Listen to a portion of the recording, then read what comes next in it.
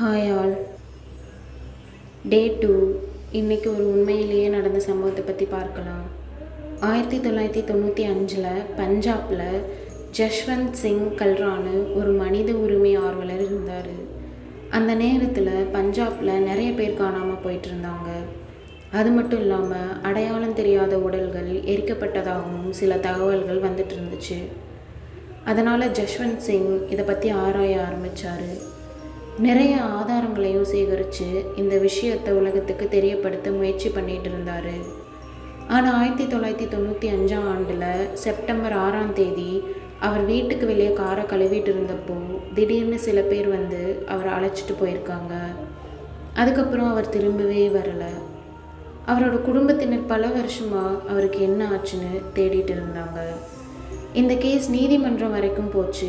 விசாரணைக்கு பிறகு சில முன்னாள் போலீஸ் அதிகாரிகள் குற்றவாளிகளாக தண்டிக்கப்பட்டாங்க.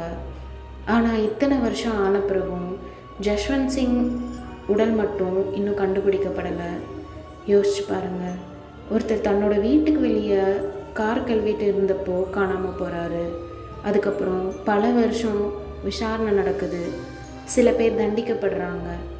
ஆனால் அவருக்கு உண்மையிலேயே என்ன நடந்துச்சு, அவரோட உடல் எங்கே, இந்த கேள்விக்கு மட்டும் இன்னும் முழுமையான பதில் கிடைக்கல. சில உண்மைகள் வெளிவர ரொம்ப வருஷம் ஆகலாம், ஆனால் உண்மையை தேடுறவங்க மறக்கப்பட மாட்டாங்க.